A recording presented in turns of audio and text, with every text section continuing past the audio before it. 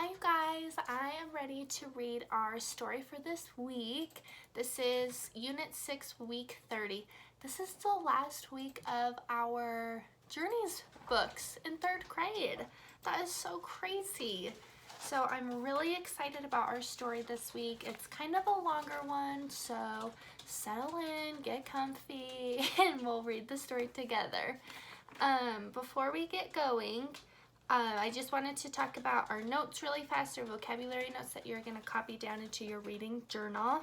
Again, our vocabulary words are words that we've already seen in our journal, so look through your journal. I know that's a lot of work, so if you want to just Google the definitions of our vocabulary words, that is totally groovy. Our comprehension skill this week is drawing conclusions. So you'll see in your notes it says, drawing conclusions is a smart guess about something the author does not say directly. Use what you know about the characters and the sequence of events to draw a conclusion. So a lot of times the author won't tell you exactly what's going on. They're kind of hinting at it. And so you have to use those clues and use the scenario and the situation of the story to draw your own conclusions about what's happening. Our genre is realistic fiction, which is a story that is not true, but it could be true because it has realistic characters and a realistic setting.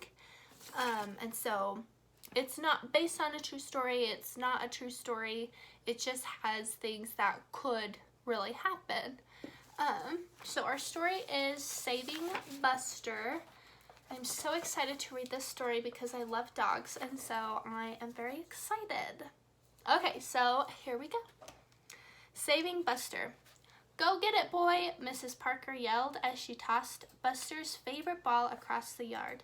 Donovan Lowe was pulling weeds in the Parkers' front yard. He watched Buster streak by and smiled.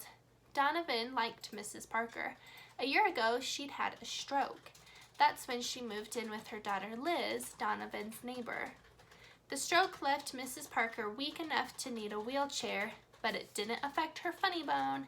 Everyone loved her jokes and stories. She was like the whole neighborhood's grandmother. Buster was her service dog, and he was like the whole neighborhood's pet. He raced back with the ball. Okay, Mrs. Parker laughed, but this is the last time. I'm exhausted. Mrs. Parker threw the ball again. It bounced and rolled into the street. At that exact moment, a truck swung around the corner. There was no way the driver could stop in time.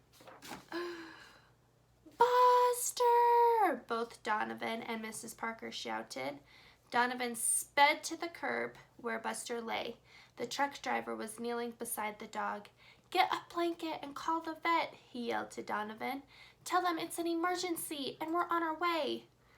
That night, Donovan and his mom brought her tortilla casserole over to the Parkers.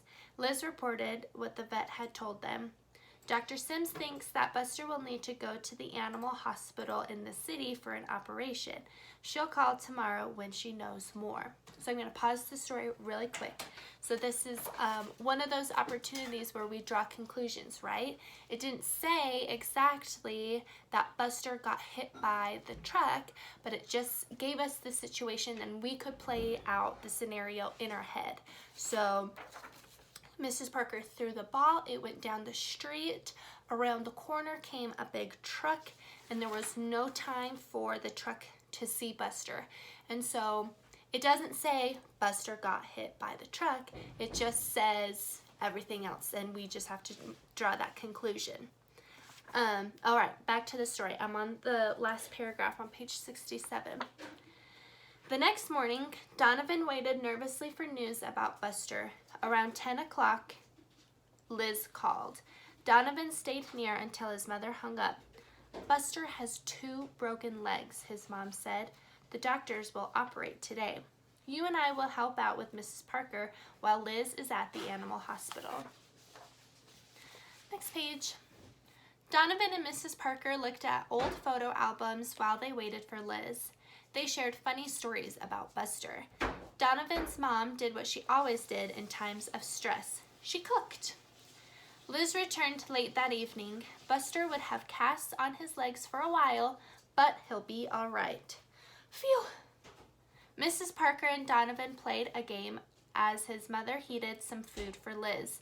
Then Donovan went into the kitchen to get a glass of water. Mom and Liz were washing dishes and didn't hear him come in. We don't have $2,000 to pay for Buster's care, Liz exclaimed. I don't know how we'll ever pay it. Donovan slipped back into the living room. He had $17 he saved for a new computer game. He'd give it to Liz, but Liz needed $2,000. What else could he do? That night, Donovan told his mom what he had overheard. I want to help, but I don't know how. Mom said softly, It's a big problem, honey. Sleep on it. Maybe in the morning we'll have an idea. No brilliant idea came to Donovan during the night, nor did one come during school the next day. When he got home, his mom was testing a new recipe. Taste this, please, she said as she held a spoonful of stew under his nose. Donovan claimed the spoon and declared, Delicious! You should start a cooking show. Thank you. I made enough for Liz and Mrs. Parker, too. Would you carry it over for me? Mom asked.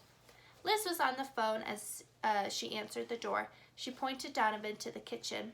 Just put it anywhere, she whispered as she turned back to her phone conversation.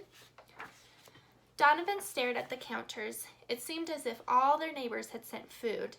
Donovan squeezed his bowl in between two dishes. Then he stopped to see how Mrs. Parker was holding up. I'm fine, but it's hard on Liz. She has to do everything that Buster used to do for me. And worry about how she's going to pay the vet bill, Donovan thought. What did your mom send over? Mrs. Parker asked. Stew, said Donovan. But I think you have a wide menu to choose from tonight. I haven't seen that many dishes since the school's potluck supper, Mrs. Park whispered. I know, but your mom's the best cook around. Donovan smiled. He thought so too. As he walked home, that brilliant idea he'd been waiting for started brewing in his head. As his thoughts sped up, so did his feet. Donovan burst into the kitchen and announced, I know how to pay for Buster's operation. We'll have a potluck cooking contest. People can pay to enter. They'll make a sample of food for the judges to taste and a large pot for people to eat. Then people pay to eat the food. The more his mother and Donovan talked, the more excited they became. People could buy tickets for $2 each. Each ticket would pay for a helping from a pot they wanted to taste. Ideas flowed quickly after that. They'd have cooking contests for adults and for kids. Someone could sell pictures of people and their pets. Others could demonstrate what service dogs do. They could even have a funniest looking pet contest. They would call it the Pet Potluck Fair. Mrs. Lowe checked with Liz, Mrs. Parker, and some neighbors. Everyone loved their idea. I just got the chills. That was so exciting. The day of the potluck contest came. Friends and neighbors filled the park. Buster was the guest of honor. He sat in a special wagon next to Mrs. Parker. Donovan helped sell food tickets. Liz took pictures of people with their pets. Mrs. Parker and Buster judged the pet contest. A bulldog was chosen for the funniest looking pet. That's Juno.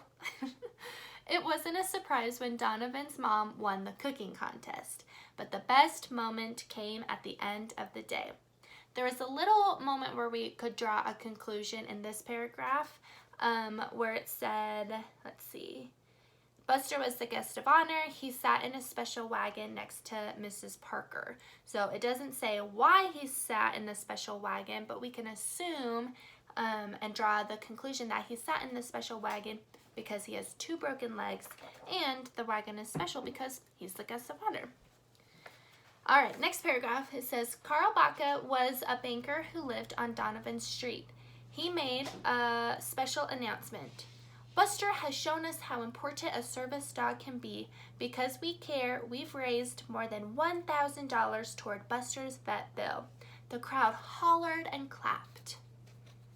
Yay!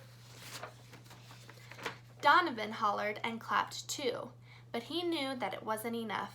Liz was about to thank the crowd when Mr. Baca held up a hand.